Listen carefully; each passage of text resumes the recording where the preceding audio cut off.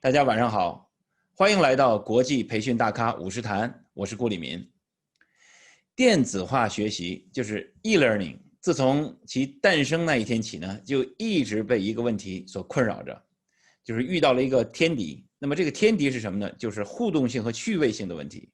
那么这个问题呢，一直困扰着我们所有的地球上所有的学习发展人员，因为学员是面对着屏幕去学习，没有老师在旁边，旁边也没有小伙伴，是自主的在去学习。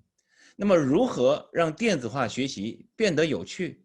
如何让学员被深深的吸引在屏幕前面，顺利的完成学习项目和培训的任务呢？如何寓教于乐，就是我们老祖宗讲的寓教于乐。其实寓教于乐是所有的学习发展或培训最高的境界，其实就是寓教于乐。那么如何像设计游戏一样的去把我们的培训课程和学习项目融入其中？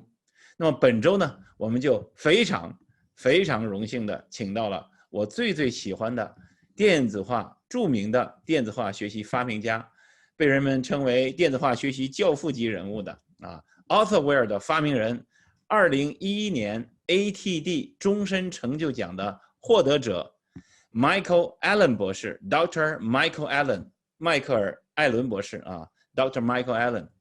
那么就这些问题呢，给我们进行讲解今天我们非常的荣幸请到他，同时呢，也请他给我们讲讲电子化学习最根本的和最重要的是什么。因为我们现在有了手机端另外呢 ，Michael 呢也是著名的课程设计模型 SAM 模型，就是 SAM 模型的发明者。那么今天呢，我们也将围绕着 SAM 模型展开讨论。好，下面我们就隆重请出 Mike。Thank you for accepting our invitation to be on the Training Master Series. Thank you. Yeah, it's my pleasure. You know, it's been a long time, and to have you on the screen with me is an indication of how modern technology works. And you're in the e-learning, you're like the godfather. People call you the godfather, like e-learning, and then you have been in this field for more than like a couple of decades, and this is indicative itself that e-learning works. Yeah, I did my first work in e-learning in 1968. 1968. That's a great year. You know why? That's the year I was born.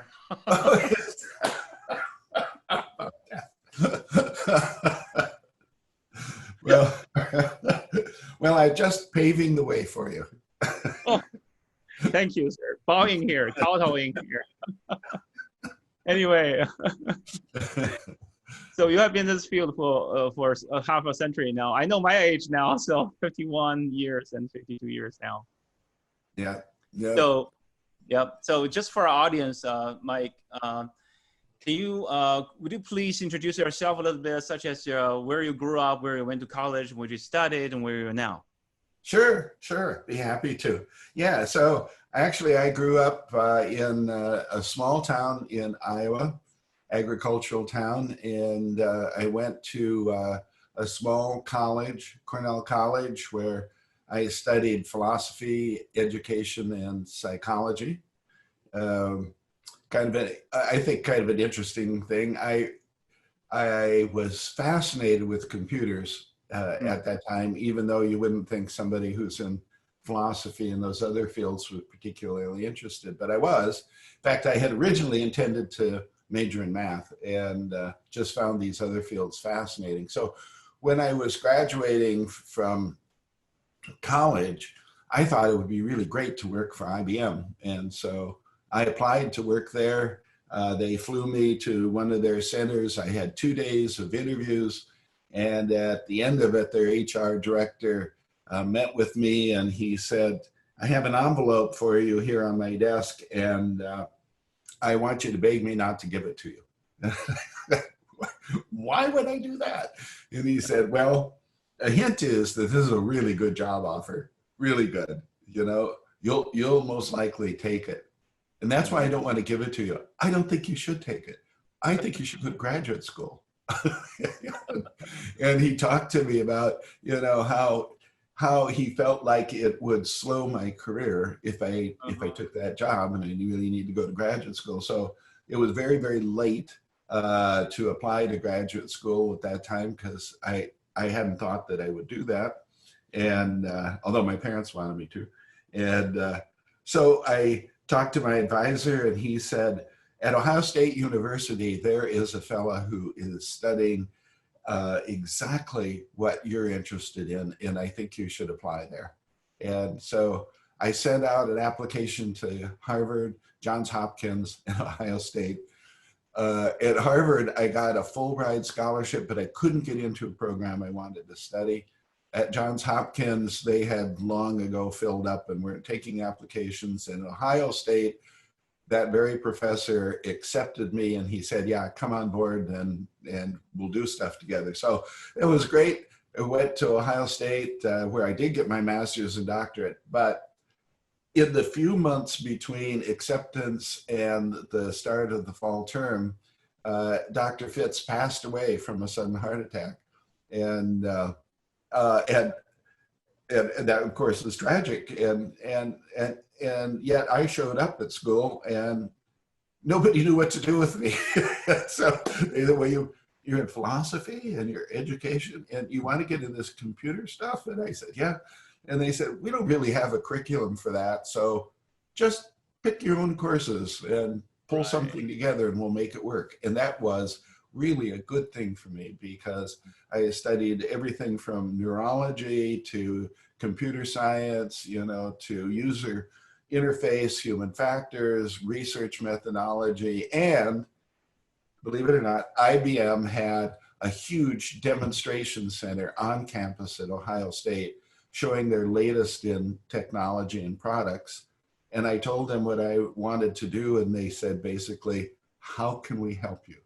And so I had the run of all this great technology to play with, even though by today's standards, it was unthinkably primitive, just unthinkably primitive. I had capital green letters on the screen when we weren't actually using teletype machines that rattled as they typed, and we had no graphics, we had no sound, we had no animation and stuff. But in some studies that we did there, we found that through technology, we could actually not only match the effectiveness of face-to-face instruction, but in some cases we could do considerably better, because we could adapt the instruction to the individual learner's needs. And that inspired me, and I've been in this field ever since. I was one of the biggest projects in the US was the Plato project, which is a joint project between University of Illinois and Control Data. And they brought me in to head R&D, where I spent about 13 years studying how people learn and how the technology could help. And that eventually gave me the opportunity to launch my own company, which was Authorware. And we developed authoring technology that was used very widely. And we acquired another company and renamed ourselves Macromedia. And Macromedia was bought by Adobe. So that's kind of my path. That's great. That's great. That kind of merged into the second question, which is, well, first of all, when I at that young age, I want to comment on that. To gain a full scholar, the Fulbright scholarship is not easy, and the sudden passing away of Dr. Fitz was a misfortune, but to him and his family, but to your career probably give you another, one door shuts down and more windows open, and then give you more opportunity as a young man and have a wider range of subjects to explore. So at that time, and then you were lucky enough to be honest with you. You and I are IBM colleagues, but at different times and different spaces.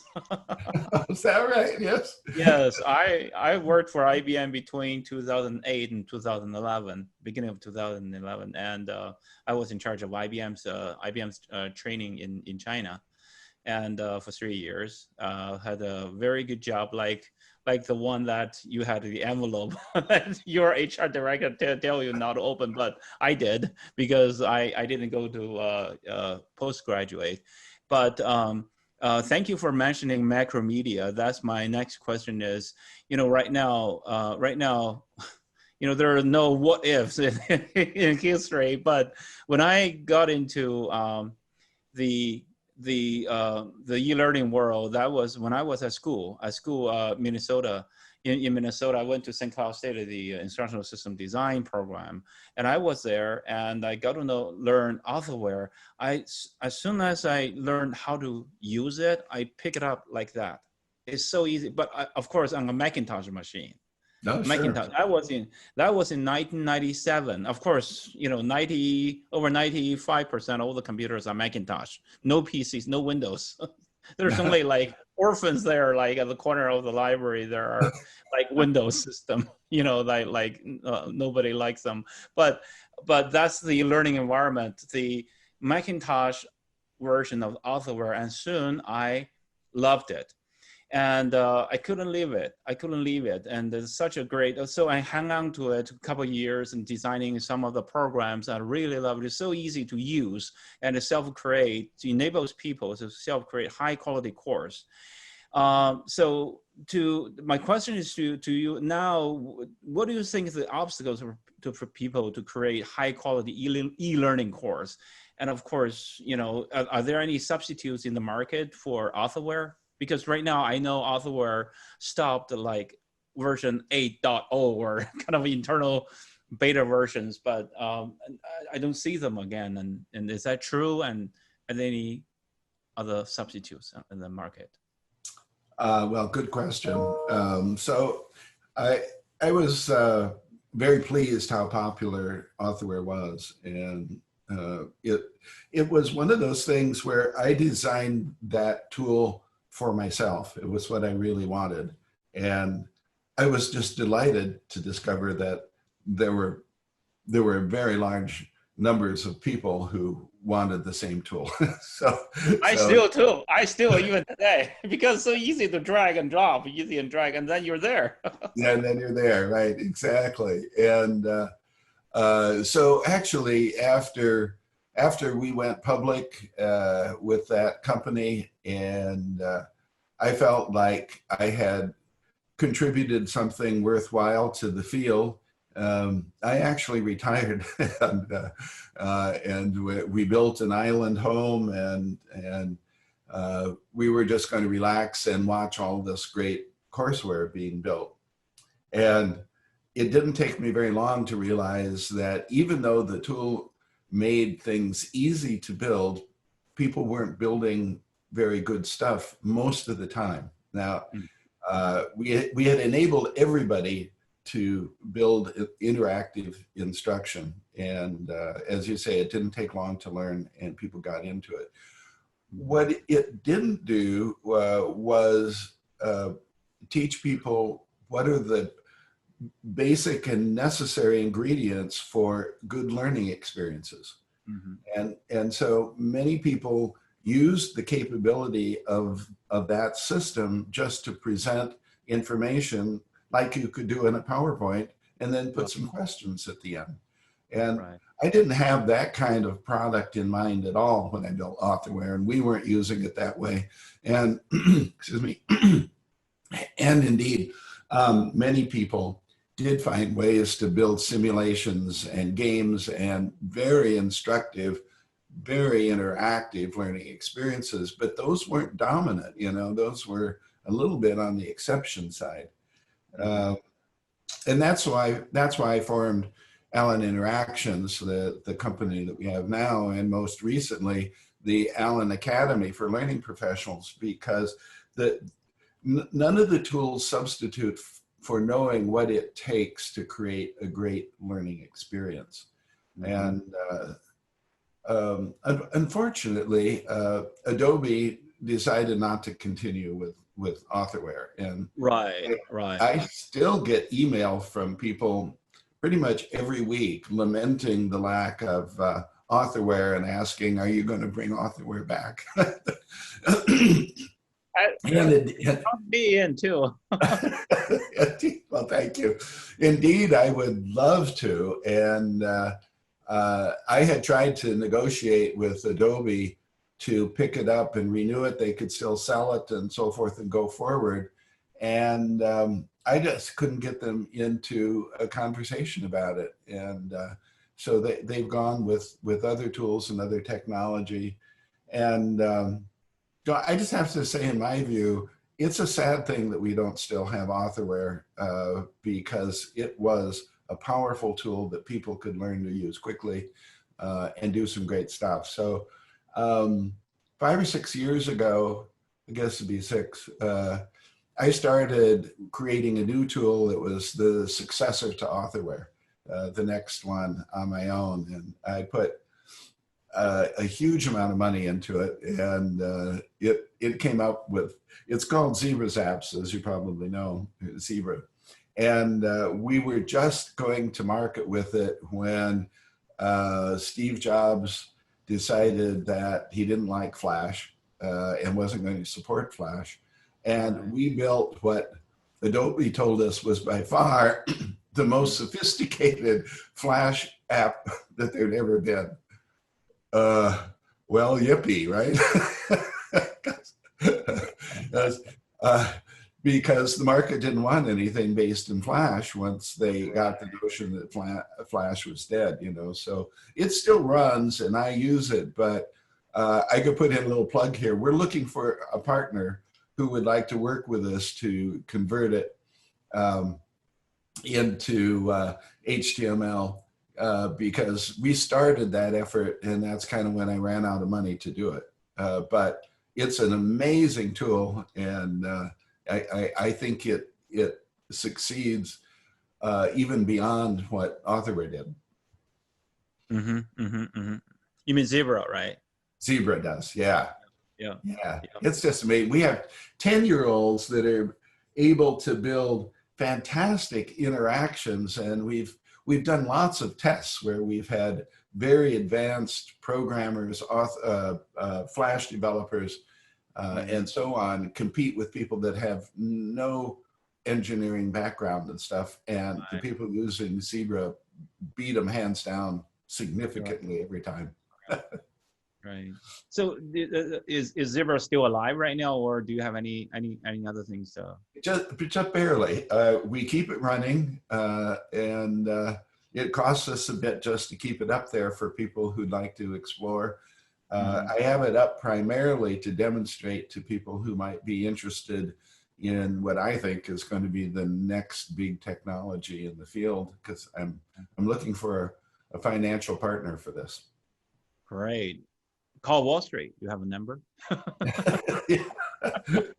They really ought to be looking at this, in my view. You know, Mike. The reason I say that is not is a joke, but it's not in terms of if we look at the future. You know, right now we are in the middle of the pandemic, and then all the schools are not, are going distance learning and all of that, and enterprises are booming and the economy is growing everywhere. So it is a trend. I mean, in China, of course, the big monies are really favor some of the cloud learning, the kind of a next upgraded versions of LMSs, and they're doing really great. They got like $100 million investment and something like that, and they're really growing. So there are hot money there, and then I mean, the future nobody knows, but at least some people are trying to create it, Yeah, absolutely. Well, that's what, there wasn't anything like authorware when we did that. And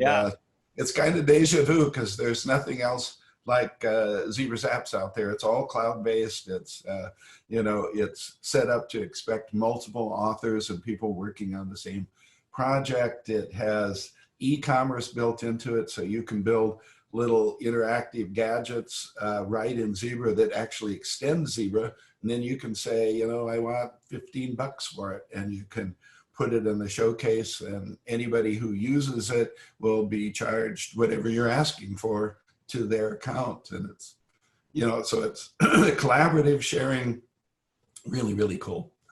Yes, yes, yes. And the trend is everything, all the functions. I mean, kind of a, is it like a new conglomerate or something like that? They're all kind of a, assembled into one central place to be hosted by somebody or somewhere, and That's then they have shared services, and then I mean each function go and pick up their own usage, but on the back end the data all talk to each other, or they're all interconnected or interlocked to each other, and the data talks, and then that kind of feedback to the front end application side for them to get better. You know, that you point out something that is so important and so lost, I think, in our field. And that's because way back in the 60s, early 70s, when we were trying to decide if computers could really teach effectively, there's a big question about that. And whether they should actually was also a big question. Right. One of the big justifications for it was that we could systematically improve the effectiveness of whatever we started. So if we built a course, we would collect the data and we could see what was really working for students, where they were stumbling, where they needed more help, and so on, where all the deficiencies and strengths were from the data. Right. And then we could make it better. Unlike, it's very hard to do that in a classroom where you have multiple instructors all kind of doing their own thing and so forth. But with this system, we could really analyze what was working, and, kind of year after year, we could just make it better until it just got to be superb. But very few people do that now. They just don't collect a lot of data. They put up their e-learning and then go do something else. Mm-hmm.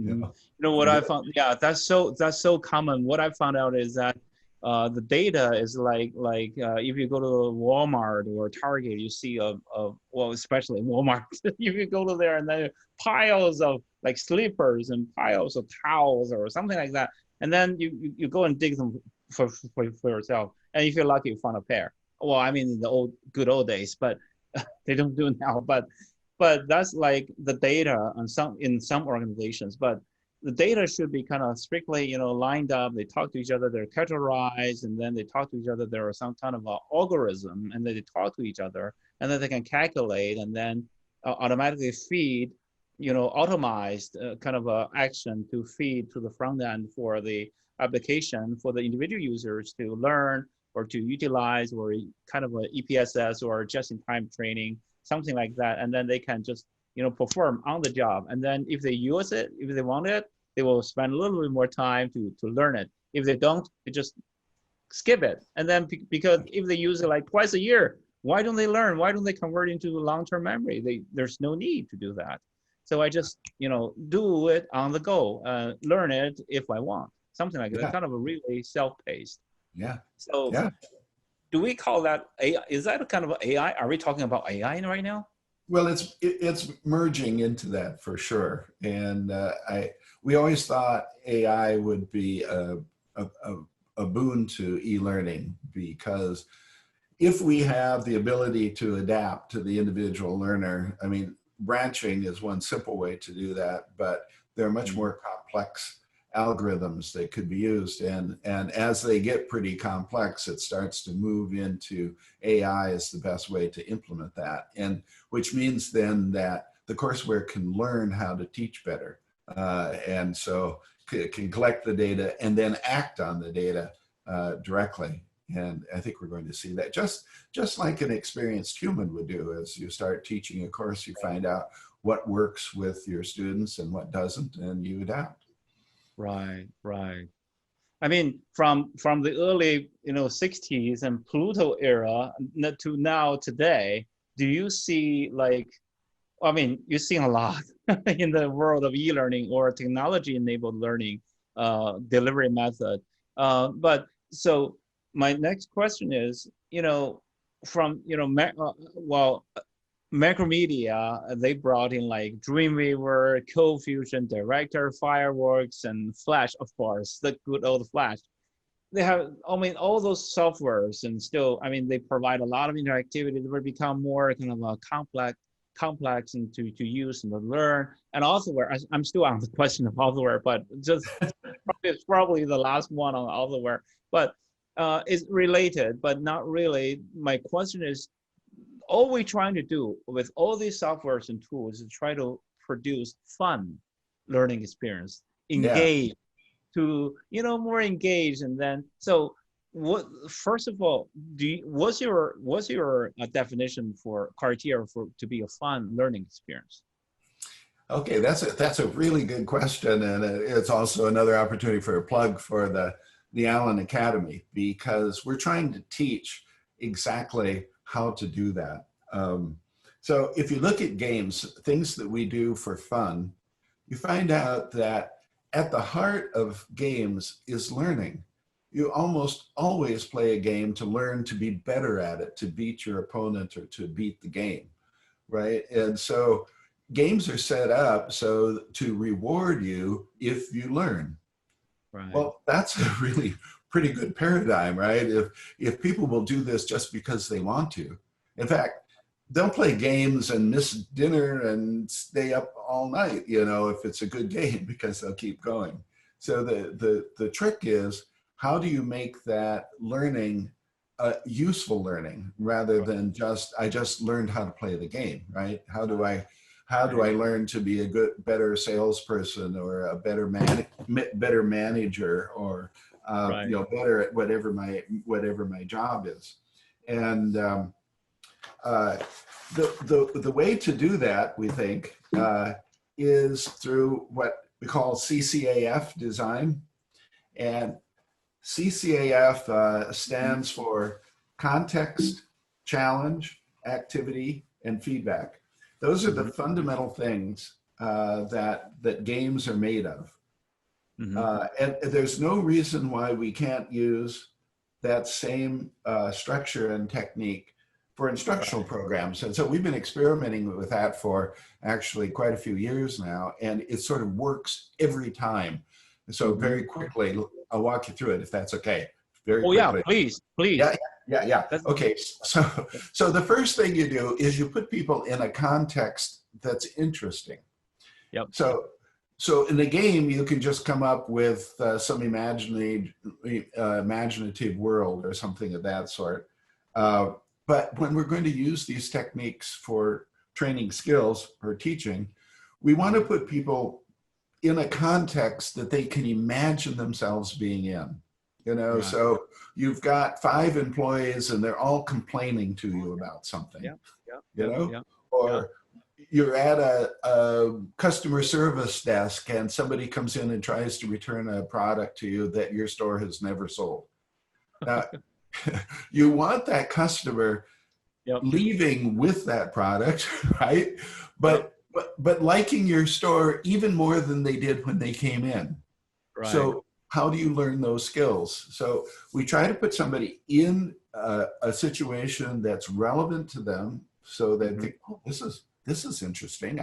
I face that problem all the time, or I know in my new job they're going to make me do this and I don't really know how, right? So you want to put them in that situation. Then we hit them with a challenge right away. So here's that unhappy customer, or here's a product that's breaking down, or here's a financial plan that doesn't add up, whatever it might be. And then we ask them to take some action. That's the A. So we've got the C for context, C for challenge. Now we've got the A for action.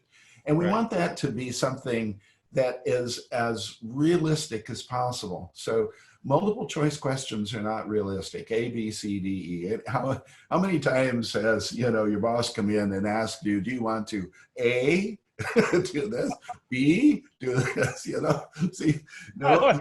I really hope he did sometime. Yeah, right. I would really like the help, right? Just narrow my options. But in the real world, we have lots of different options, right? And so in the e-learning, we want to accept lots of things that seem like reasonable things you might try. And then the F is feedback. And in general, in games, the feedback is the consequence of what you just did. So you see what happened. Did a person get really upset? Did the lab blow up? You know, did the company fold because of bad financial planning? Whatever it is, that kind of feedback is really meaningful and memorable. And those are characteristics of really good training, that you have really meaningful and memorable events. And excuse me, and then that feedback can just loop around and it changes the context somehow, you know. So now things got worse, or now things got better, but there's a new challenge now. And so that's very game-like, and you just spin around. And the nice thing is that if you don't do well on that first challenge, we can give you help. We can give you hints that are a better way than our just starting out a program and saying there are 8 principles for good leadership. Number 1, you know, and you go through that, and you know, by the time you get to 4, everybody is already thinking about something else, and they're bored. But in this case, if you're really trying to deal with some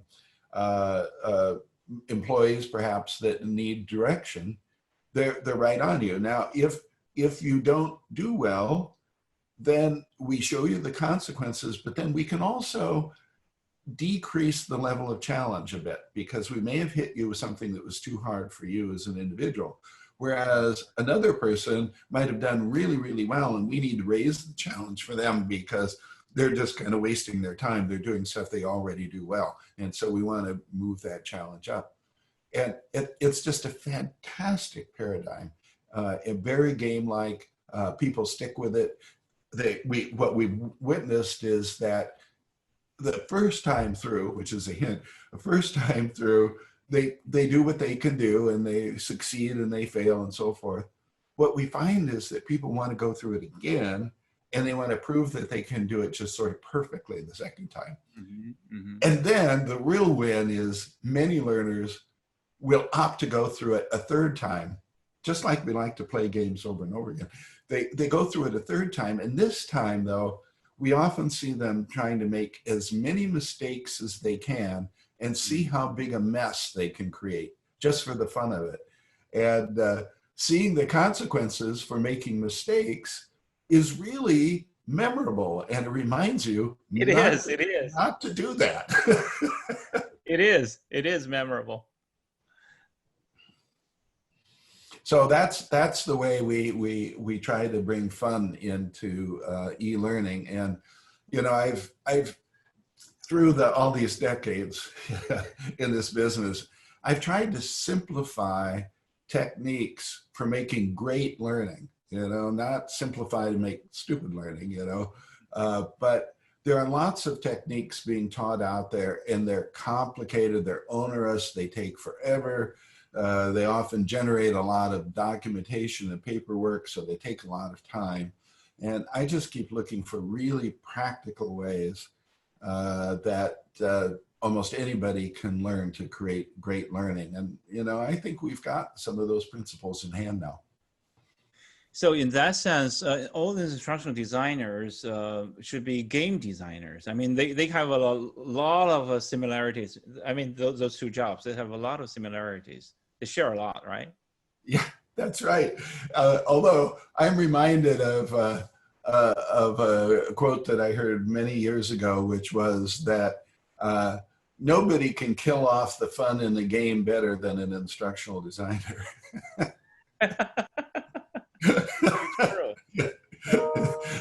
They don't often have that playfulness approach, you know, and they want everything to be overly serious, and that's, of course, doesn't create the best learning environment either. And so that's why I've been trying to find a way that I can teach instructional designers to build real fun into what they do, and increase the learning effectiveness, not decrease it.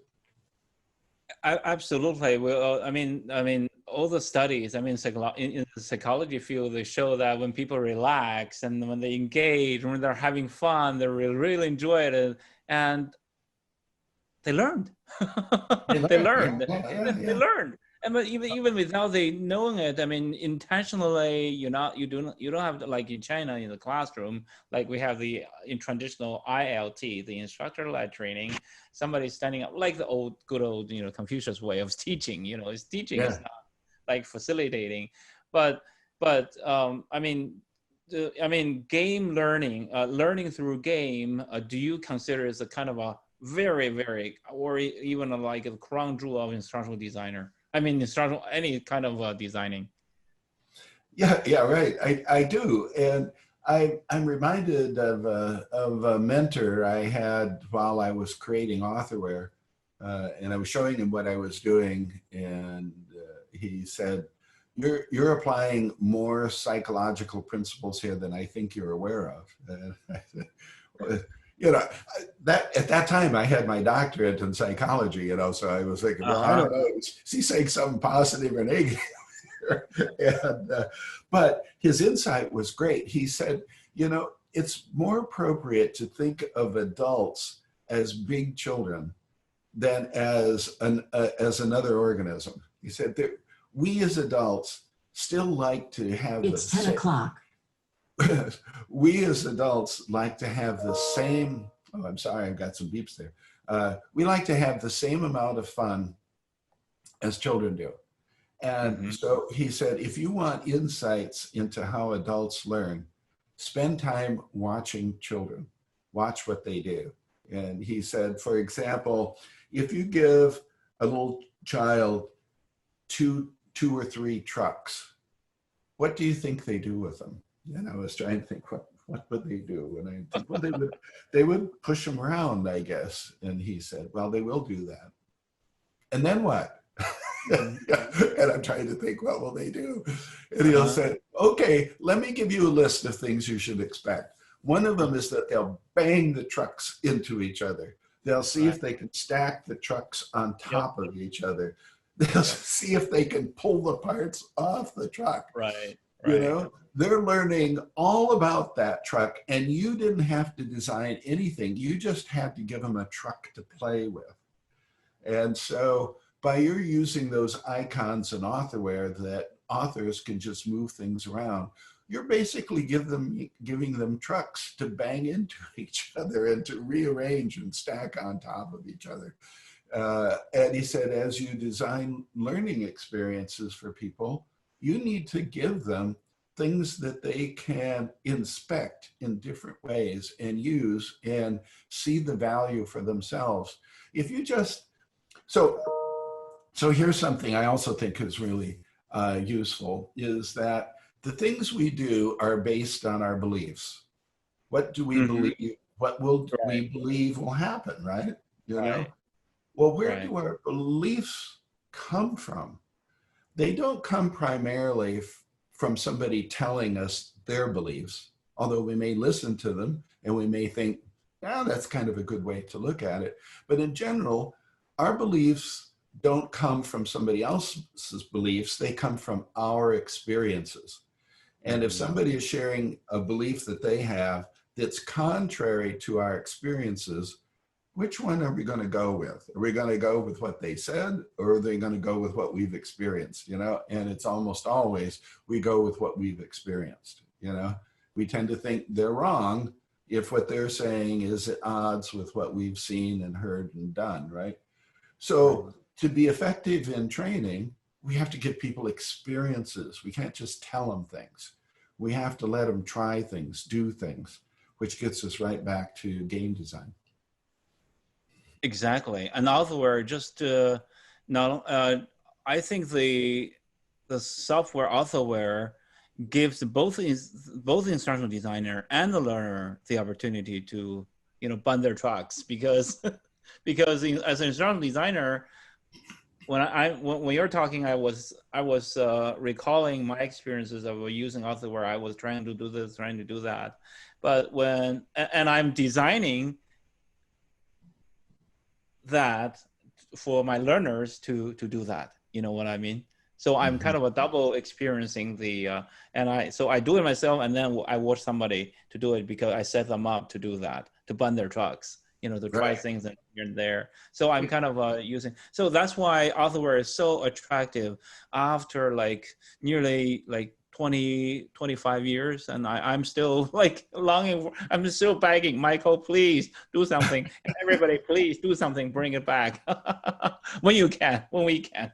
Yeah, right. Anyway. Well, we could do that with Zebra's apps.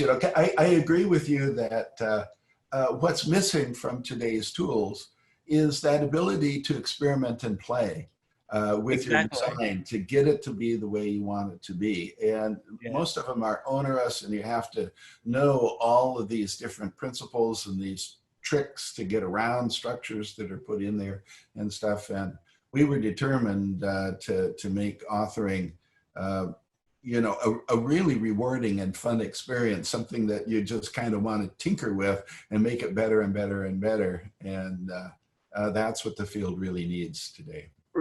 Yeah, exactly. Because as instructional designers, and normally, in the normal e-learning production cycle, I don't know your company. I mean, probably your company also has a coding team. I mean, the programming team, and then have the testing team, and then all that team. But also on the front side, you also have like instructional designers team, and on the other front, I mean, on the even more front side will be the sales and program management team.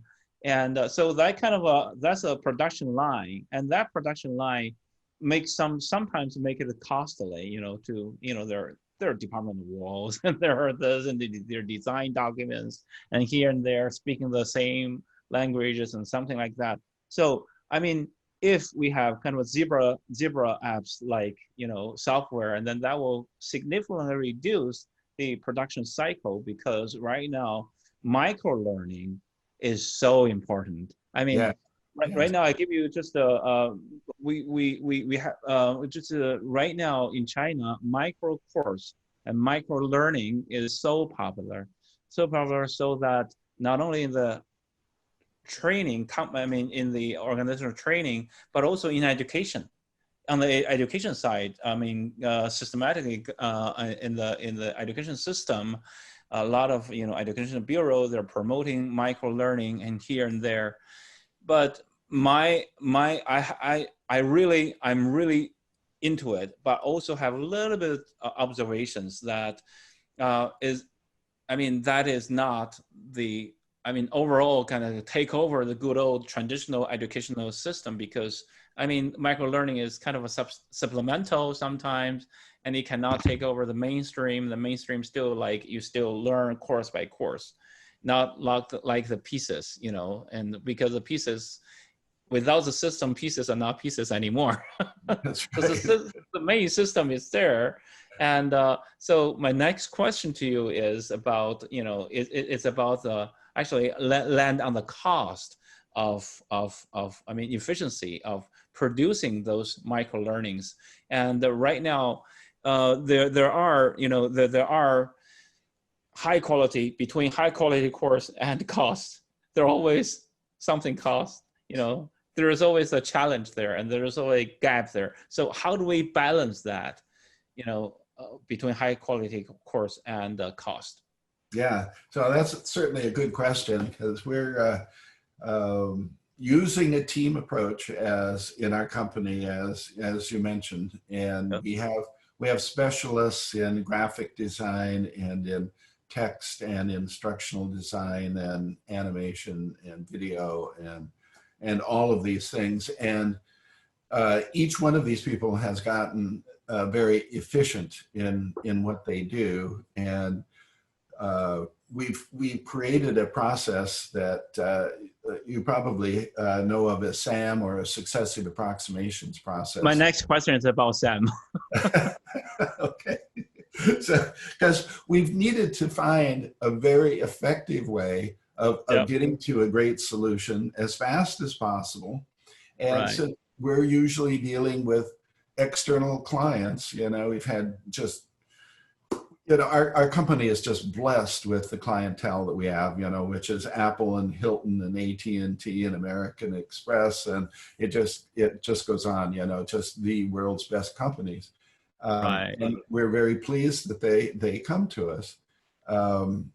And so we want to make sure that they feel in control, that they're getting exactly what they want. At the same time, in many cases, we have a lot more specific experience in the learning process and the use of the technology. And so it needs to be a really good partnership between us.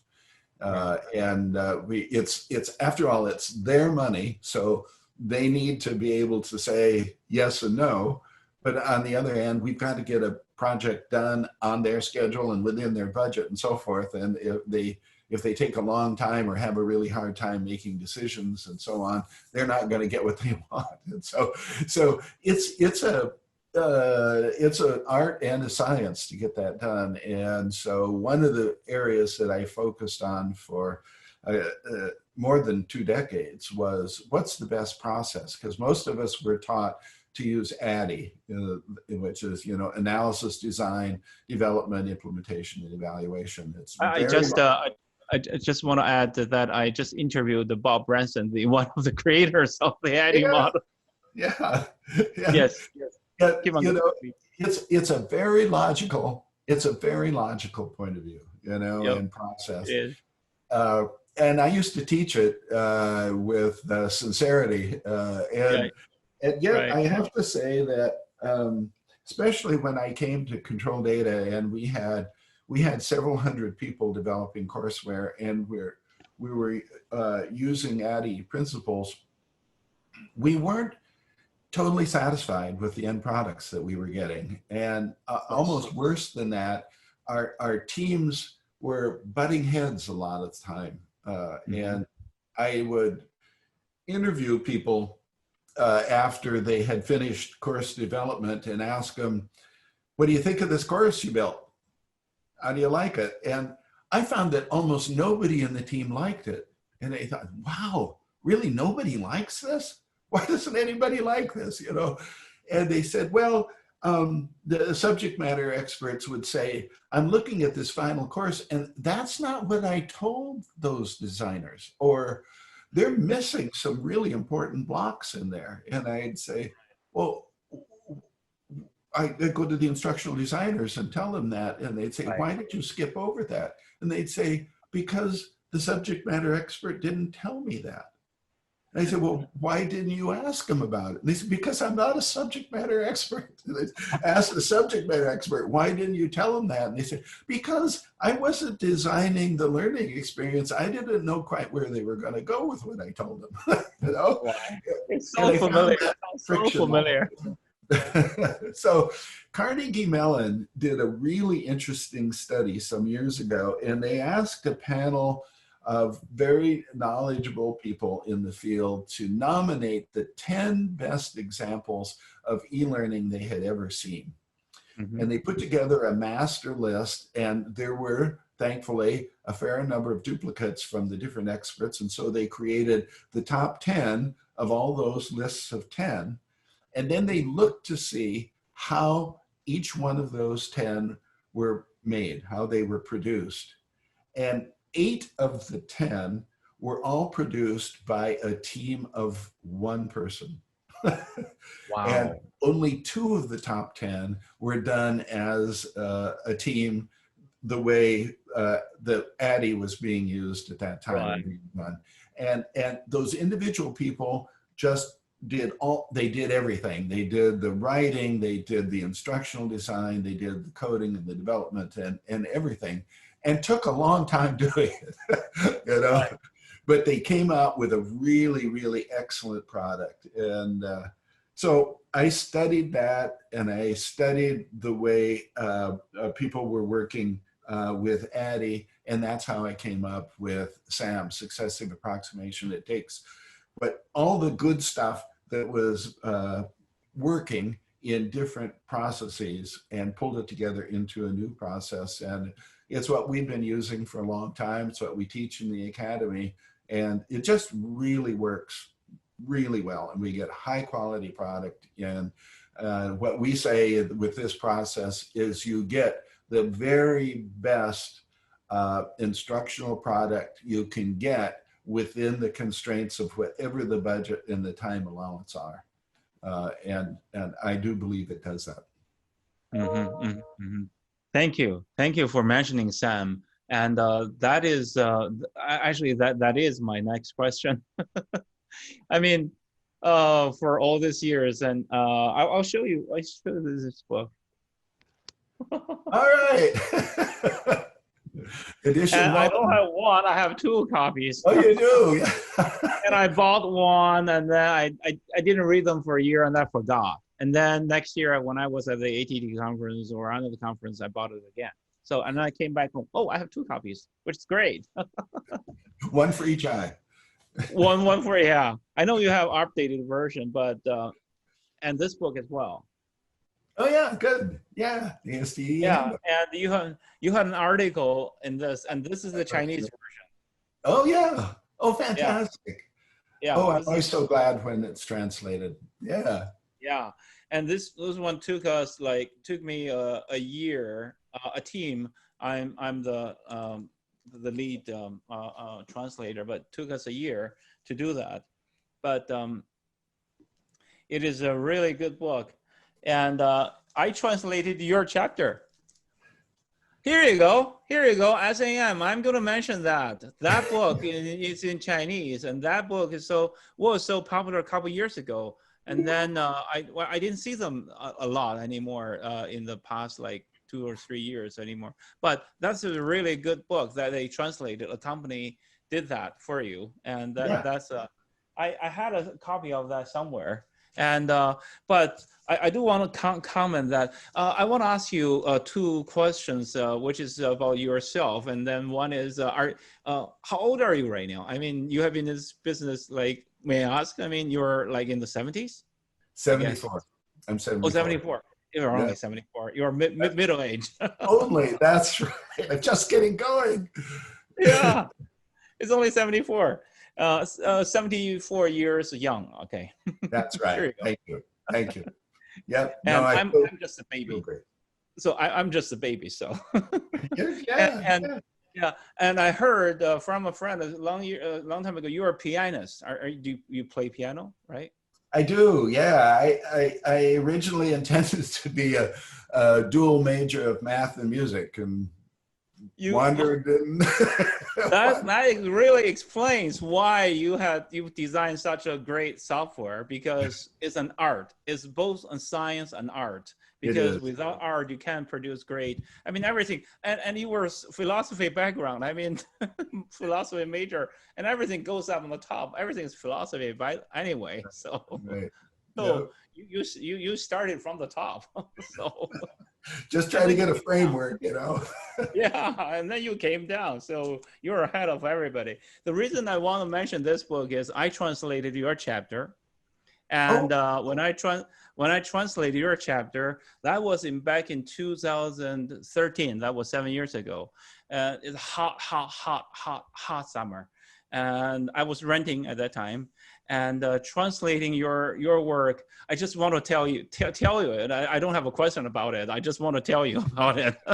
Translating your work is very hard, but I really enjoyed it, because your chapter is very long, long floating sentences, but they're not run-on sentences. They're not segmented.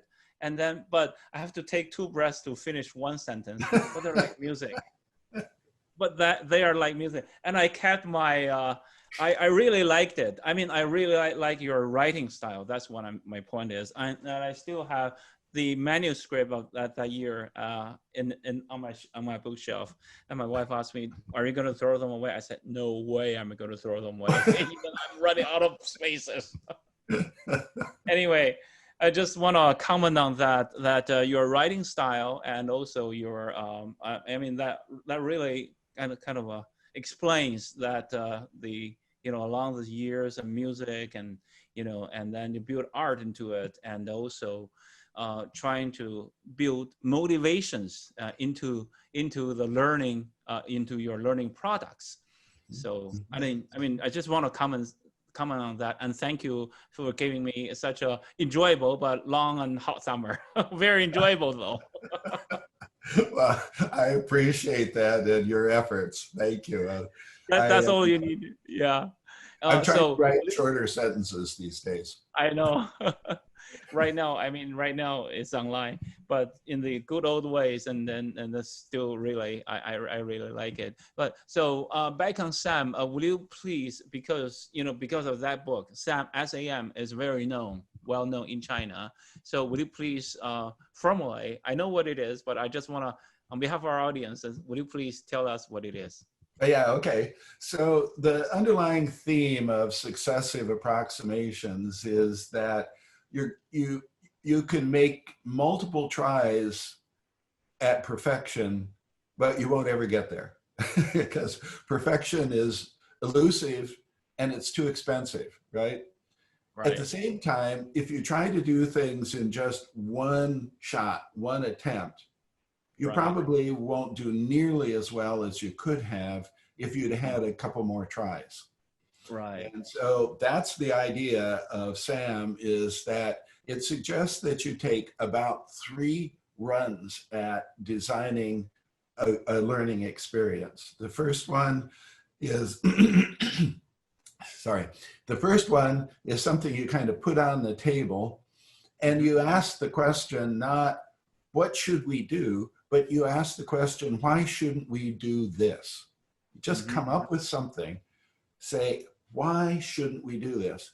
And the feedback that you'll get from a core team, we call this early part the savvy start to get going.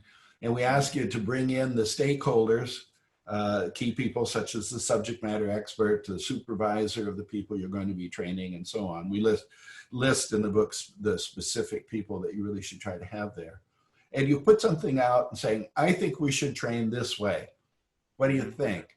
And I'm not asking you what we should do. I'm asking you why we should not do this thing and proposing, because that gives you very focused feedback. People will tell you very specific things. Whereas if you just ask a group of people, what should we do? That conversation could go on for days and days and days. And you don't have time for that. So you put something out, you ask people to evaluate it. We start with sketches, and there's an excellent book on sketching user interfaces by author Bill Buxton, who is at Microsoft. Bill Webster? Bill Buxton. Oh, Buxton. B-U-X-T-O-N, I think. Yep, got it. I usually have it handy, but I think I loaned it. It's okay. A really good book on sketching. And sketching is not drawing. It doesn't have to be perfect. In fact, as he points out, the rougher the better, because when you just sketch something out, it invites people to give you ideas because they think, well, you haven't made up your mind yet. You've just got this rough sketch. So let me throw out, what I think is wrong with that. And so it's, again, we really try for great efficiency, but keeping creativity in the mix. And so then you go at it again, a second one, and you try to come up with something almost entirely new based on the feedback that you got. And you ask the question again, why shouldn't we do this? And you'll get different feedback, probably less feedback that second time, and then you do it a third time, and then we generally build a prototype at that point so you can see the interactivity and feel it, but put minimal investment in it so that we can throw it away. In fact, we call them dispensable prototypes because we expect to throw them away. And we prototype in 3 quick iterations. And that's the fundamental notion of SAM, the iteration of designing something, sketching it, and getting feedback, evaluating it, and then doing it repeatedly, but not forever. We contain it. You only get a few shots, so let's all really pay attention. Let's all give our real feedback and so on. And it works remarkably well. Yeah, just further on the question, the word iteration, when after I translated and appeared in that book in 2016, the word iteration in Chinese became very popular. Thank you for SAM. Oh, for heaven's sakes. Oh, that's good. Right, because it means kind of a spiral, like escalation and upgrading of self and then iteration. So in Chinese, meaning in Chinese means 迭代, meaning it goes up and generation after generation. So it's change of generations and meaning going up. So it's actually a verbatim translation of the word in iteration. And I translated that, and that was my first or second time to come across it. I didn't know how to translate. After I did, I said, wow, that's a good word. But I didn't say that the popularity of the word become so popular in China was because of my translating the book, but of your SAM model, because it gave us the endlessness of designing what's the, to perfection. Of course, there's no perfection. There's no end. But my question to you is, so where to stop? What's the criteria for instructional designer or production team to stop? So at what point? What's the threshold? Too simplistically, I'd say you stop because you gave yourself only so many iterations in your schedule. And so we almost always have to work within a schedule. Okay. And so we want to make sure the process is manageable. It doesn't iterate forever. It could, but we also think that you gain an awful lot from rolling a product out with maybe a small set of your student population, but a segment of them, and test it in the real world. Just testing it internally only gets you so far. So you really need to go through the whole process, manage your schedule, and get something out. And you can consider a release as yet another iteration or another iteration opportunity. After it's been out in the field for a little while, you'll get some feedback, and you can then decide, is it worth the time and the cost to make another run at it for improvement, or is it better to just leave it as it own? So I have to say, it's almost theoretically ideal as a process, and yet it's so practical. It just works in the real world. When I translated, Michael, what I found out, my sharing, my learning is that a couple of years later, I realized why SAM is so popular in China. It was because very close, knowingly or intentionally or unknowingly, that the SAM model designed for Chinese designers. You know why? Well, I didn't know that until years later, because it reaches a philosophical, here we go again, philosophical level, because SAM, because of the iteration, it doesn't have any end. It determines there's a balance, kind of a fine or subtle balance between when to stop and when to go on. And then there's a negotiation between, and there's a logistic consideration into it. So there's a soft stop line there. There's a soft hard stop there, and there isn't like the good old Western way of evidence-based and data-driven, everything marked, everything's is spelled out, but it depends, and that kind of a very close to kind of a vague line. There's no, like in Chinese culture, sometimes there's no black and white, but there is a vague line there. There's a gray line there, and to be honest with you, there's a word called a fuzzy. Fuzzy is not a fun word, but believe it or not, there is a word called a fuzzyology. Fuzzyology, like there's a study around it. There's fuzzyology. So that kind of fuzzyology or fuzziness, and then or the vagueness, and then really fits into the Chinese culture. I mean, a lot of things are kind of only hinted or only depends, not spelled out, but you feel it, and then you make silent agreement with each other.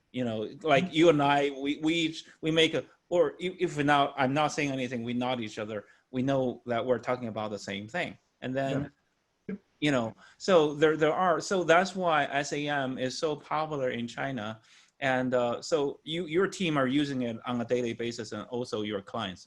Is that right? Oh yes, absolutely. Yep, yep. We almost don't know how to do it well any other way now, because when we sometimes, you know, we have a client who's pretty set in how they want things done, and obviously we try to modify and do everything that they want to us to do. But as we're doing things that would be exceptions to SAM, we're kind of shaking our heads because we're I know. thinking, this is too expensive. That's too slow. That's, you know, that's not going to get you what you want. And so we do put a fair amount of effort into educating our clients on SAM and showing them the benefits that it's going to give them, in hopes that they'll trust us. And you know, once we get clients through their first project with SAM, they don't want to go back to anything else. You know, it's SAM incorporates some things that are now considered agile methodology, but you know, SAM had origins that preceded agile for sure. And there are some things about agile software development that just really don't apply very well. So, but we do say that SAM is very agile-ish. It is. And agile is another very hot word in the Chinese learning development industry, the field. And agile, because everything's changing, you know, with VUCA, V-U-C-A, you know, with VUCA, we're in the VUCA period, we're the, you know, RUTA or RUPA period. So everything's unstable, you know, not knowing what's unpredictable.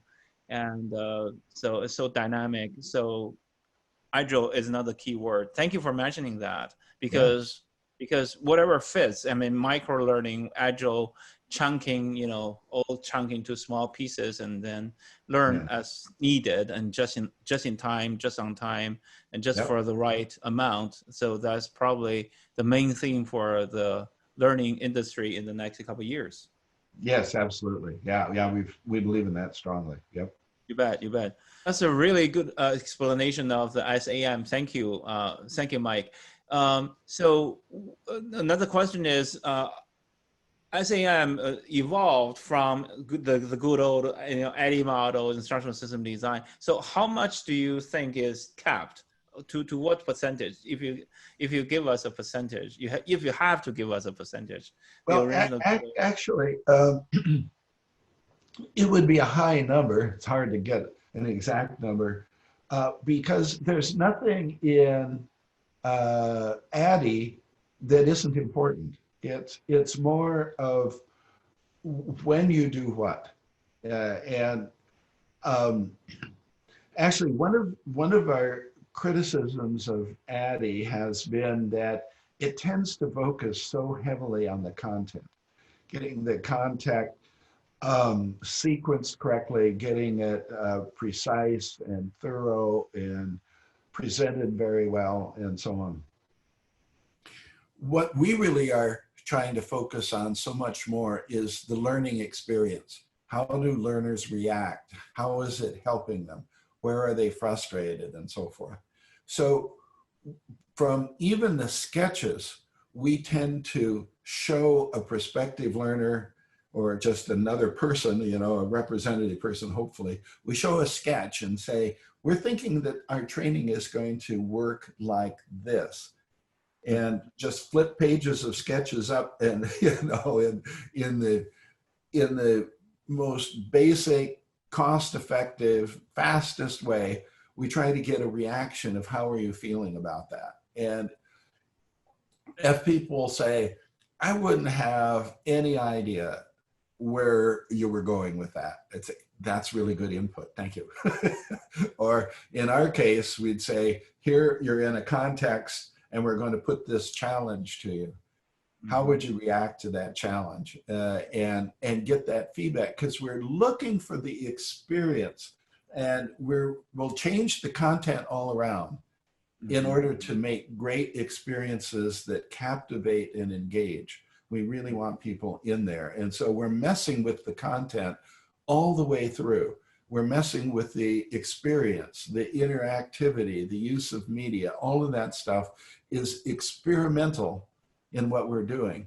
There's nothing in Addie that we don't think is valuable. And Addie, I think, would like, if Addie were a person, Addie would like all the things we're doing in SAM.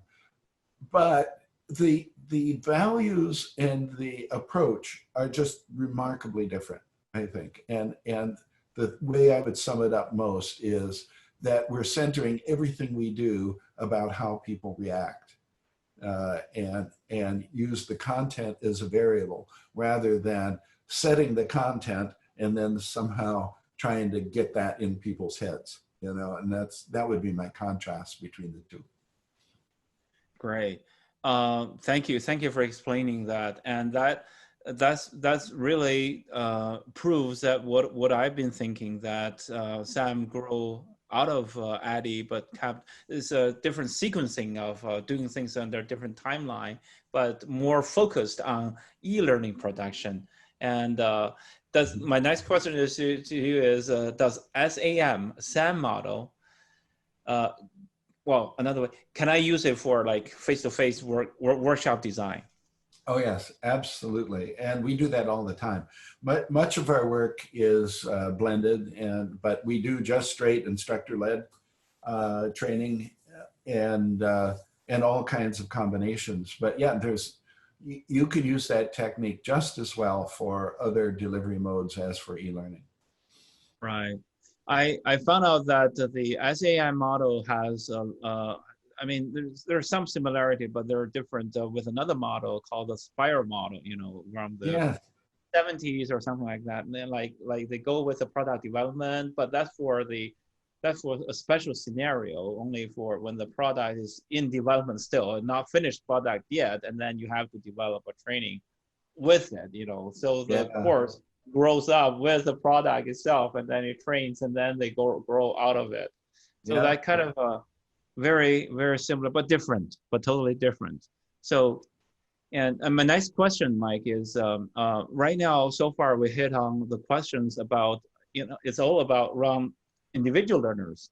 And now, actually individual learners are part of the organization, and organization are the owner of all managing, creating, delivering, managing all the learning activities for all the individuals. So my question is to you, right now, e-learning is so popular, but can an organization in the future solely rely on e-learning, online learning, for its capability development, capability management, and performance improvements? Well, there's kind of a could and should question there. You could, right.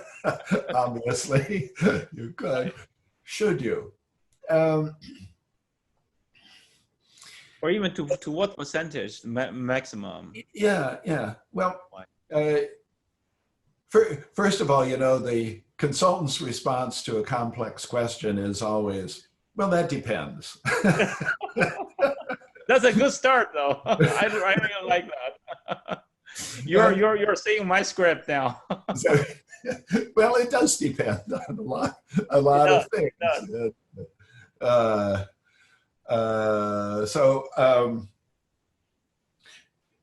Let me frame it this way. Probably the best learning opportunity is under the tutelage of a really good, caring, proficient mentor. We don't like somebody there just helping us, right? And and I actually think that that's what e-learning is becoming. It's going in that direction. I mean, you mentioned micro-learning and so on. Right. And so it's help at just the right time, just in time. But on the other hand, I'd say the inspiration of somebody who is passionate about something you're learning is hard to replace. You know, if you can feel it, if that person shares it with you in a way that you get goosebumps, that, you know, I want to be just like that archaeologist, you know, and I just want to be like that public speaker, or that musician, or whoever. That's a pretty valuable ingredient. And yet, as I mentioned, the backbone of potential in e-learning is that it can be systematically improved. We can look at the data, we can find out what works and change it. Whereas a mentor is going to be slower at doing that because they're only working with one person or a very small number of people at a time. So if you have a very small number of people and you have an inspiring mentor, I would go that direction, right? If you have a lot of people and not so many mentors, obviously I have to find another path. And e-learning done really well can do an extremely good job.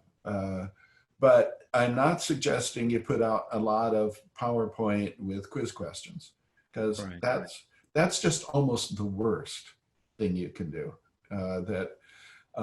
So here's something to add, maybe beyond your question, but one of the things we know from research is that if you're going to have an ending quiz or something called a post-test, we humans are pretty clever with economical use of our memory and our brains. And if we know that we need information hot and ready to go a week from Friday, we can cram that information in there in a way that it's going to be there on Friday, but a lot of it is going to be lost on Saturday and more is going to be lost on Sunday, and it's pretty much gone. We are that smart? We are. We are that smart. Okay. We really are. Without thinking about it, we don't do that intentionally. But that form of training where you present the information and give a quiz at the end, it just doesn't create lasting performance capabilities. Practice spaced out over time is really, really important. A post-test just does signal that you're really only going to be on the hook for it on at a certain time and a date. And so we don't study in a way that really seats it in our brains for a long time. I tell people that, look, you can improve the effectiveness of your training programs by just saying this to your learners. 3 weeks from the end of this course, we're going to be observing what you do, and based on our observation, that's how you'll get your rating. You know, your grade or your score or your raise or whatever it's going to be.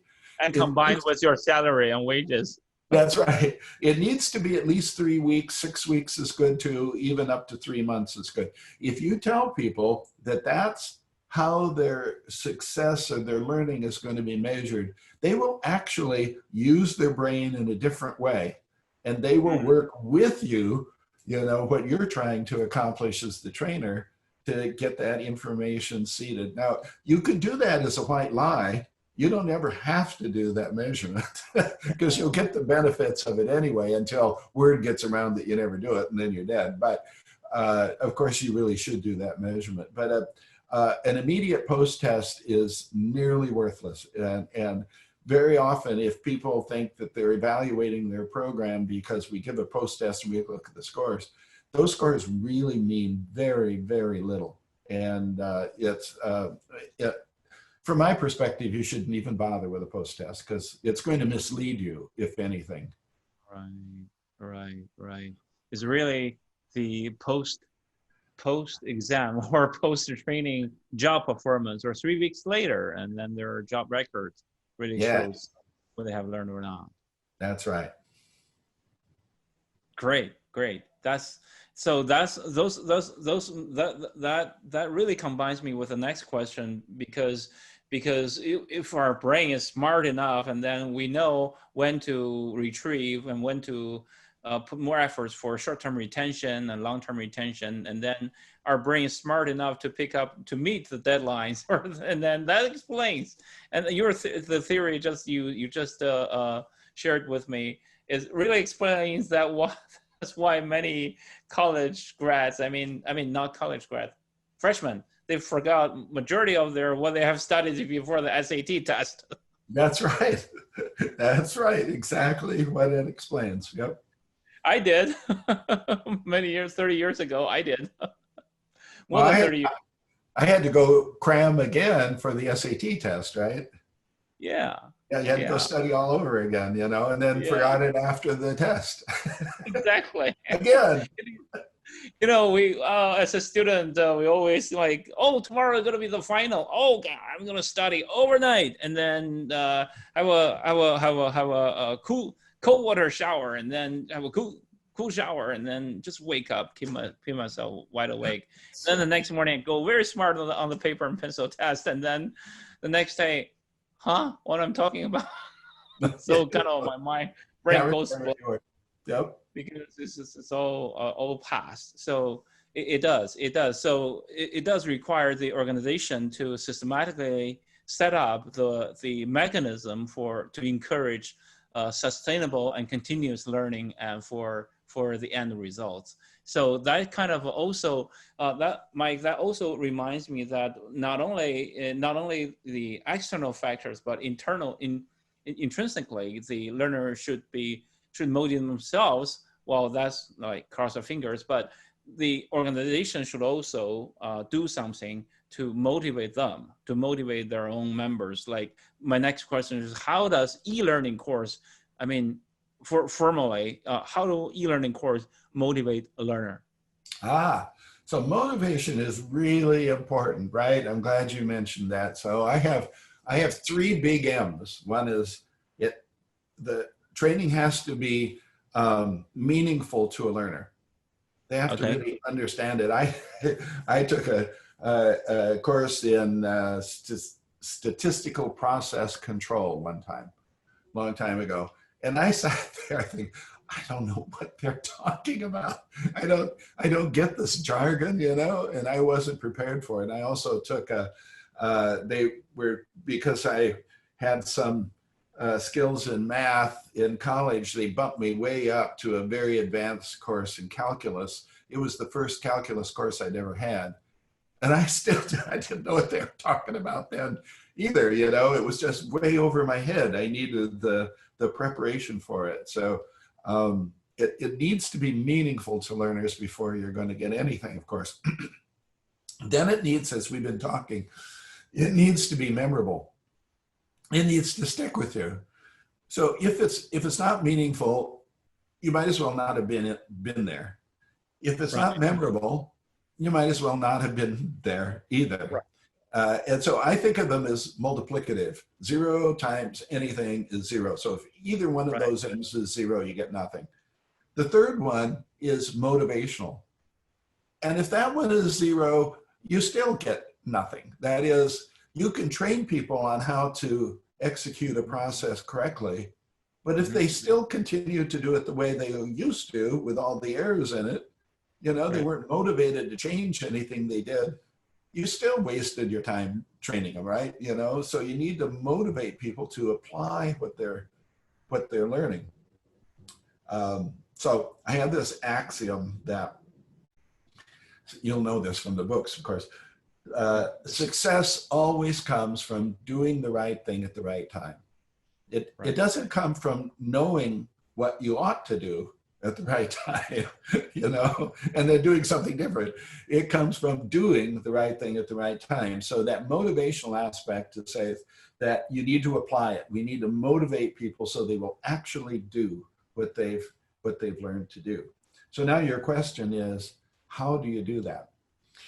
I think you do that by using something like the CCAF model, as we talked about before, where you see the consequences of your actions. And if we simulate those well so that you get a raise, you get a pat on the back, everybody loves you, you save the world from, you know, its clandestine end or whatever, you know, if you have those experiences, they lead to your beliefs that if I do these things, they will be rewarding to me, you know, and that it always comes down to that to me. Even if you're doing something that's really good for others, I'll feel good about that. And so it still comes back to me.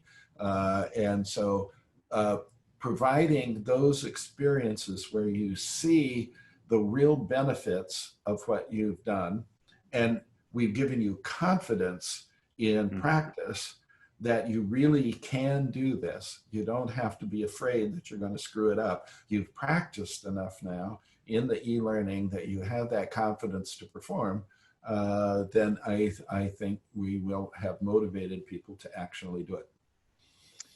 Bingo. Thank you. Thank you. You really, the other day I interviewed Dr. John Keller. Yeah. The ARCS model, you know, really kind of a shadows the ARCS model that what you shared with us, how to motivate through e-learning, e-learning course, how to motivate learner, the attention, relevance, confidence, and satisfaction. That's four ingredients in there, and then factors in there, and then you got a motivational learner, and then you can just off you go, and then good luck. Yeah, I think he's quite right about that. Yes. He is. And thank you for so I'm trying to ask. There are a couple of ending questions. So let me quick in observation of time. So right now we're still in the middle of the great pandemic, and then the impact in the entire world. So what's your take? How are there any lessons learned from the pandemic? How does the pandemic is impacting or will impact our field? Oh my, yes. In so many ways. I know it's a big question, but it's a big question. Yeah. I know. Well, the first thing I want to point out is that terms like e-learning have become so diffused, you don't know what somebody means by that. And you know, on the evening news when I watch, sometimes I even captured an image of some woman holding up a sign saying something about e-learning is failing me, you know. But we don't know what she's talking about, really, you know. And yeah, is that true? Is that on KARE 11 News or? Yeah, right. It is actually exactly KARE 11 News, and it's so e-learning and distance learning and digital learning and interactive learning and so forth. There are all these and many more terms. You know, we used to have CAI and CBE and CBT and CAL and so forth. All of those from computer-based education, computer-based training, computer-assisted learning, and so forth. Those terms kept changing because they just got so diffused you didn't know what anybody meant. And right. And now when we talk about e-learning, just whole bunches of things get swept up in there. Right. And so it's like, oh, we do e-learning. We send out PDFs every Tuesday. Right?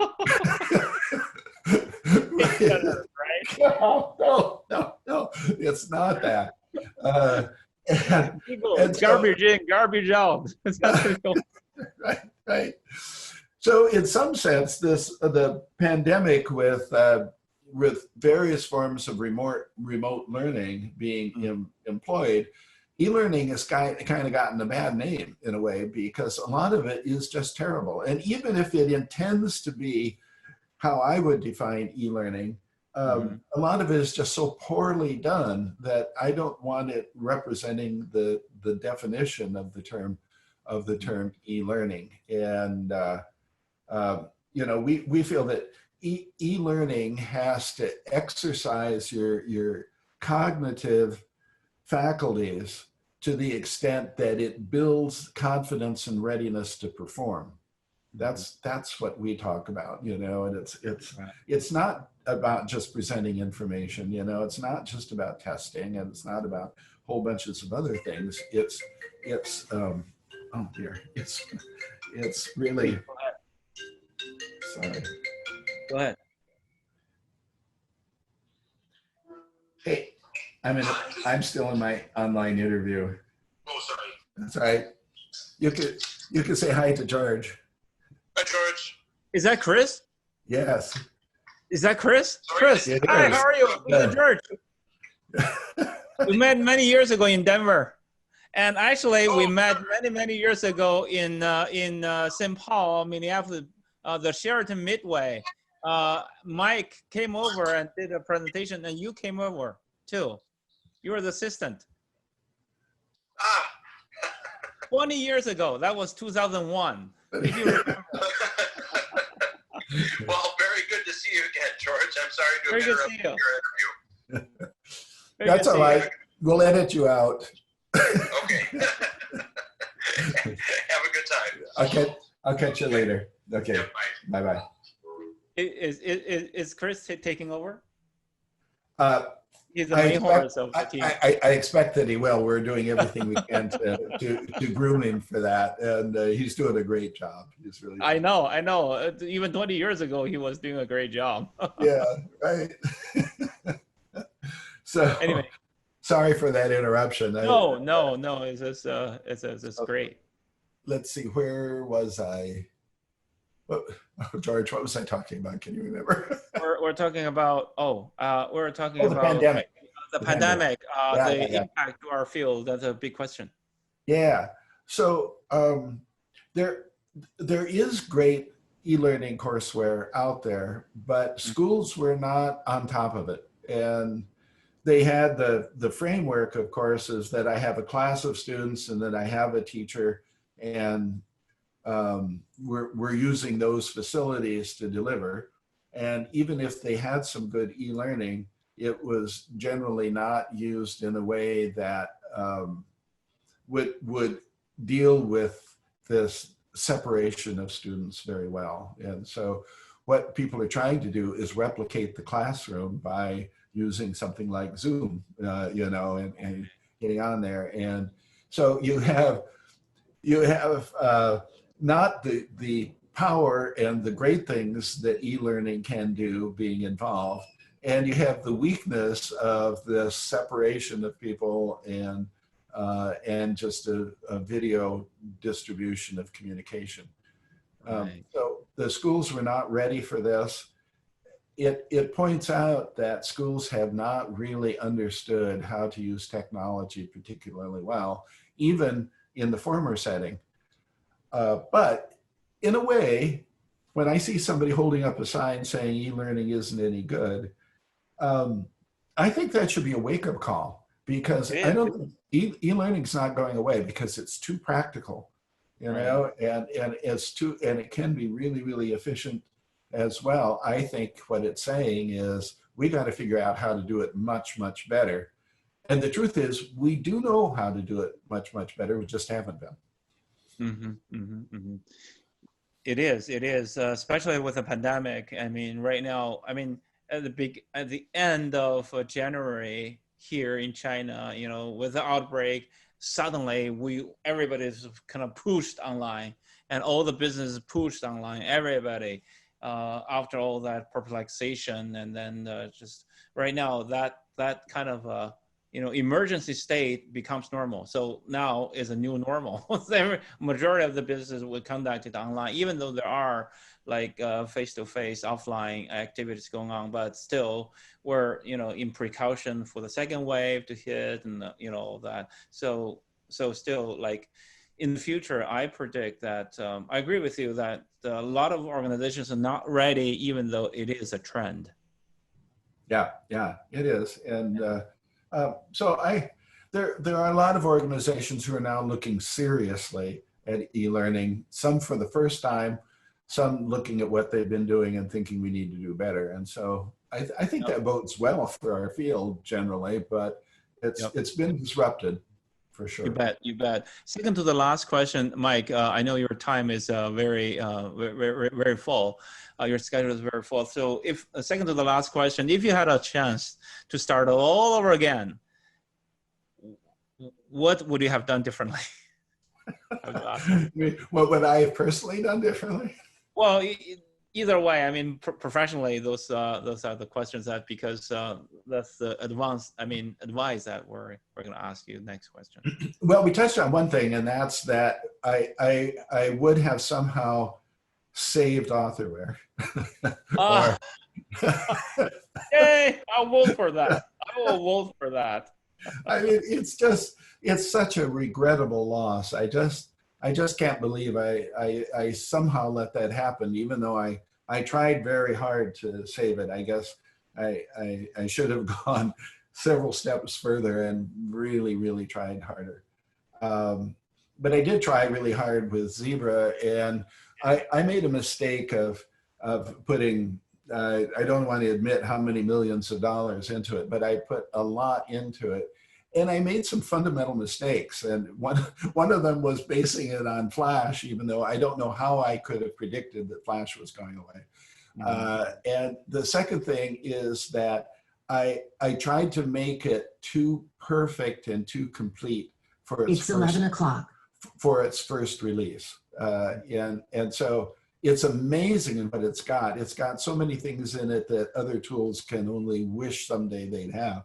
It's got a tremendous amount of stuff in it. But by making it too finished and too complete, I exhausted my funding. And then I didn't have the money that I needed for sales and marketing and promotion of it. And then just as I was trying to get that together, I ran into, well, you can't keep it based in Flash. And so then I was busy converting it over and have been working on it in the background. But I just really need a partner for that, which I wouldn't have needed to if I had not tried to make it such a really complete and fabulous authoring tool. But so those are two big mistakes I've made. I also think that I would have opened the Allen Academy a couple decades earlier, because it's just getting going now. We have unbelievably great faculty members and teaching just such wonderful course on, on creating simulation-based learning and on micro-learning, on N learning and great design, impact evaluation. The curriculum in the Academy is growing. I really like a program that's coming on for chief learning officers, to certify chief learning officers, because so many people end up in that position without a learning background. They've been rising through the ranks of the corporation, and they're now a high level person.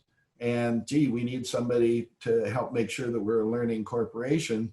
This person's been around for a long time. They know the company. Let's have him or do that, which makes sense, except that they don't have the background to know how a learning organization is really put together. So we're working really hard. We're bringing in retired and very successful CLOs, along with some really young upstarts that are really making a record for themselves as CLOs, and we're bringing them in as mentors in the Academy, so that we both teach the course and then we provide post-course mentorship. So very excited about all those things. Right. How many graduates do you produce every year?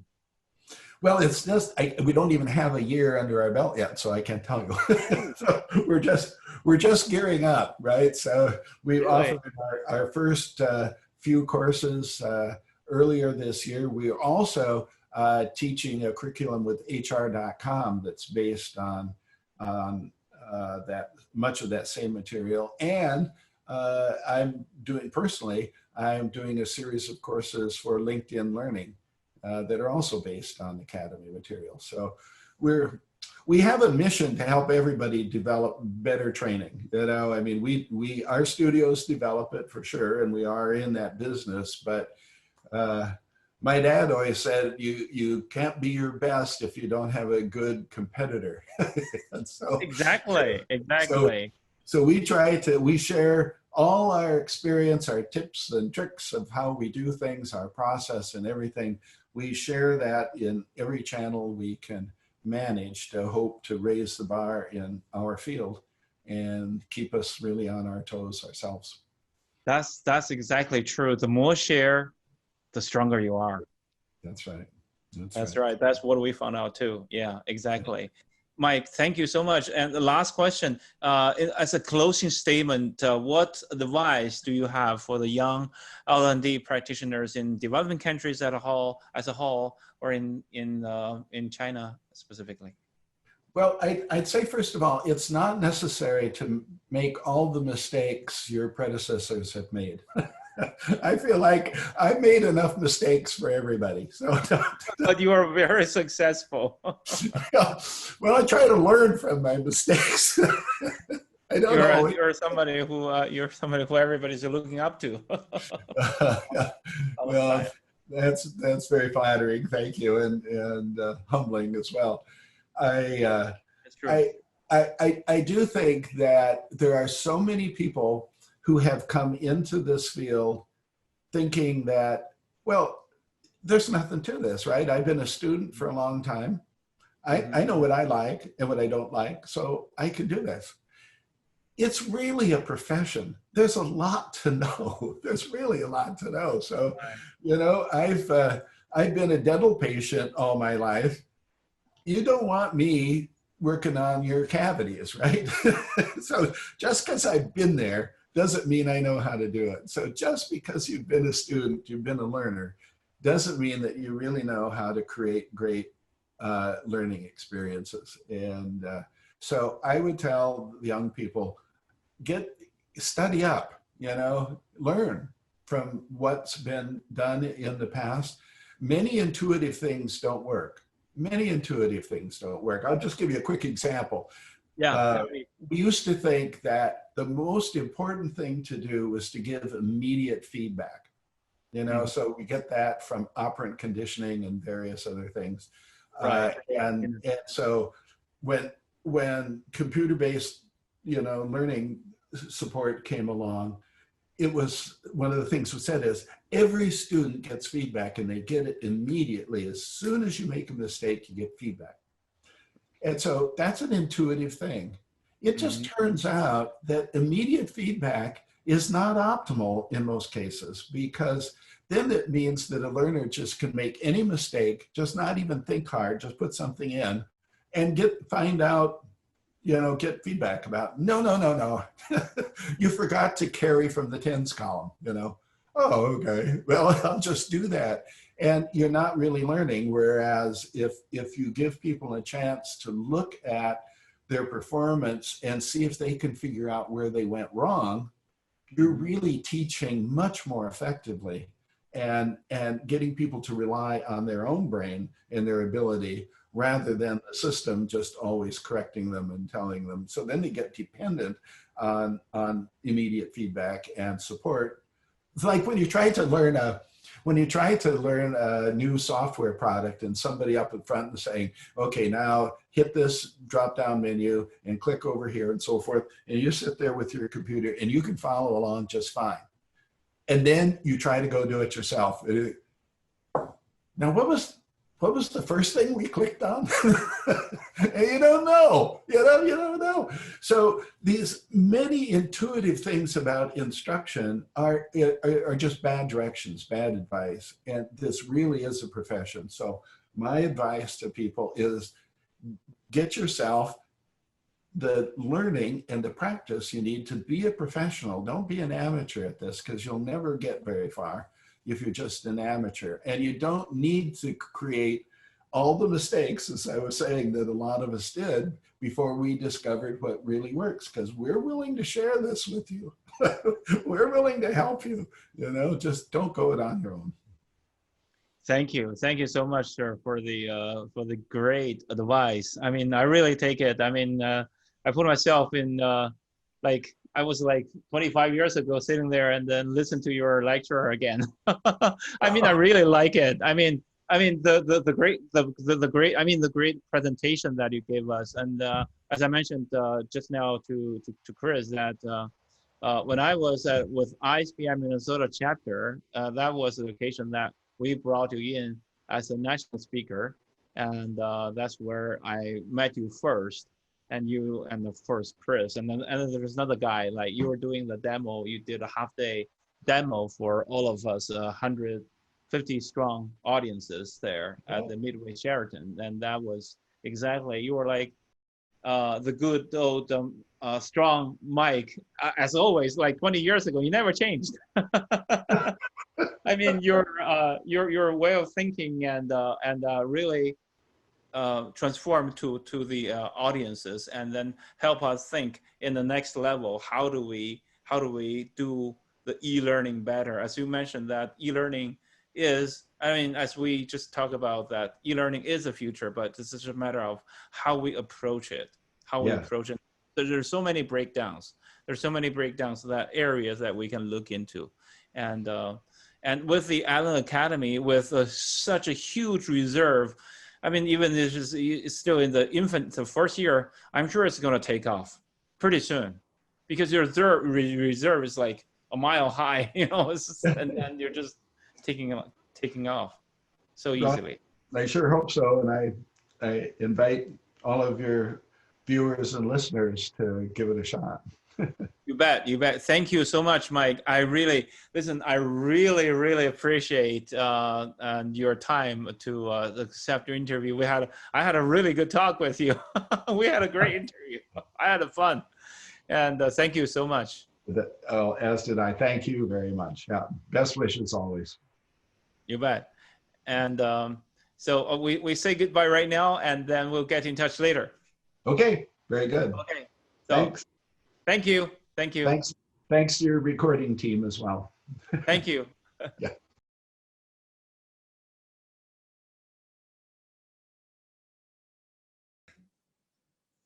That's my interview with Dr. Michael Allen.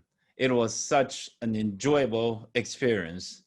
For over 20 years, I've been one of his die-hard fans, and I'm still is today. So today we covered a lot of topics about e-learning, about how to make e-learning fun, and also SAM model, etc., etc., and etc. And I'm sure that I will have another session with him in the future if time allows. And indeed, I have tons of other questions to ask him, to poke him upon. I'm sure that Dr. Allen will have a lot of wonderful answers for us. Anyway, thank you, Michael, for all of your contribution to this field, for your persistence, and for all of your inventions. That's not easy. That's why you have been considered the godfather of e-learning for years. Next week, we are going to have the honor to interview Dr. Nancy Burns. She has been dedicated in this field for several decades, and she's now the president of ISPI, the International Society for Performance Improvement. Like all other methodologies, performance improvement from day one, from birth, from day one, was facing the question and challenge and how to increasingly create value for organizations, especially under the new economic situations, new world situations, and new era. Performance improvement, how to rise up and cope with those challenges under this macro environment. Performance improvement, how to create more value for organizations, and how does ISPI as an organization create more value? So around these questions, next week, we're going to have Dr. Nancy Burns to explain all of these questions to us. So until next week, stay tuned, and thank you and good night.